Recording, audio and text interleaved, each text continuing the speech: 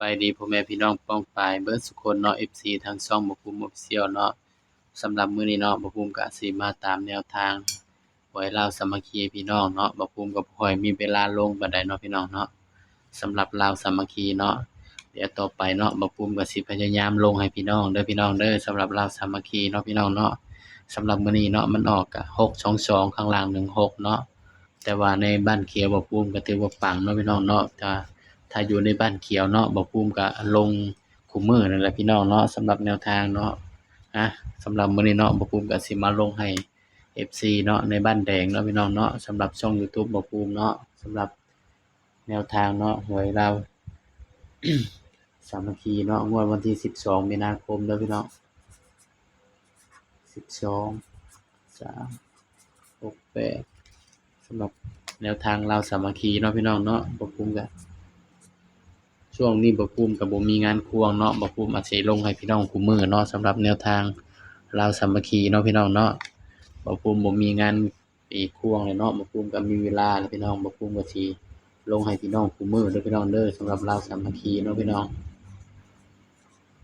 ย้ำว่าตัวเลขก็มีเข้าแล้วก็มีหลุดเด้อพี่น้องเด้อบ่ภูมิก็สิลงให้คุมื้อเนาะแต่ว่าสำหรับสูตรลาวสามัคคีเนาะ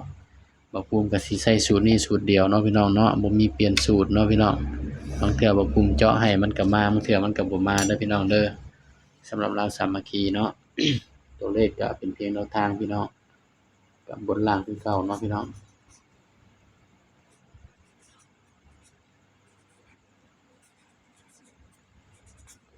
บ่ภูมิก็สิ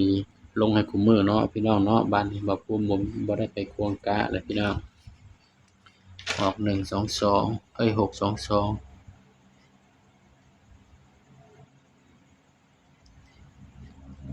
สำหรับเด่นเบอร์อื่นเด้อพี่น้องเด้อนี่ส่วนเด่นเบอร์อื่นเนาะ1 2 3เนาะสำหรับแนวทางลาวสามัคคีเบอร์อื่นเนาะเด่น1 2 3เนาะพี่น้องเนาะตัวเลขก็เป็นเพียงแนวทางเนาะพี่น้องเนาะเด่น1 2 3นี่เนาะนี่ บางเทื่อบ่ภูมิเจาะให้มันก็บ่มาเด้อพี่น้องเด้อสายรูดสายวิ่งก็ไปรูดไปวิ่งเอาเนาะพี่น้องเนาะบัดนี้บ่ภูมิก็สิจับคู่ให้เนาะพี่น้องสำหรับแนวทางลาวสามัคคีเนาะพี่น้องเนาะงวดวันพุธเนาะวันที่12เนาะพี่น้องมาจับคู่นำบ่ภูมิแล้วพี่น้องบัดนี้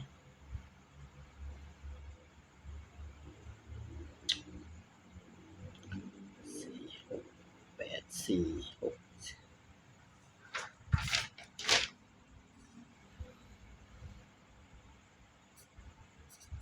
1 4 2 4 3 4 1 8 2 8 3 8นี่เด้อพี่น้องสำหรับแนวทางลาวสามัคคีเบอร์อื่นเนาะพี่น้องเนาะนี่ตัวเลขก็เป็นเพียงแนวทางเด้อพี่น้องเด้อนี่ก็ให้อยู่6คู่เนาะพี่น้องตัวเลขมีเข้ามีหลุดเนาะบ่ภูมิให้เพื่อเป็นแนวทางเด้อพี่น้องเด้อนี่สำหรับแนวทางลาวสามัคคีเบอร์อื่นเนาะพี่น้องเนาะกันไว้ตัวเดียวพี่น้อง47จักมาแต่ไสเนาะนี่บ่ภูมิก็ให้กันไว้เฉยๆเนาะพี่น้องเนาะนี่สำหรับแนวทางลาวสามัคคีเนาะพี่น้องเนาะนี่ตัวเลขก็เป็นเพียงแนวทางเด้อพี่น้องเด้อนี่คือชุด3ตัวเนาะ471นี่ก็เป็นเพียงแนวทางเนาะสำหรับลาวสามัคคีพี่น้องงวดวันที่12มีนาคมเนาะ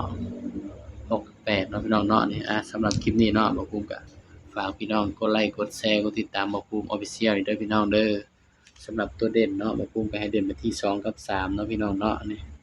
สำหรับตัวเด่นเนาะบ่ภูมิสิวงกลมไว้ให้เด้อพี่น้องนี่ให้เด่น2กับ3เนาะพี่น้องเนาะนี่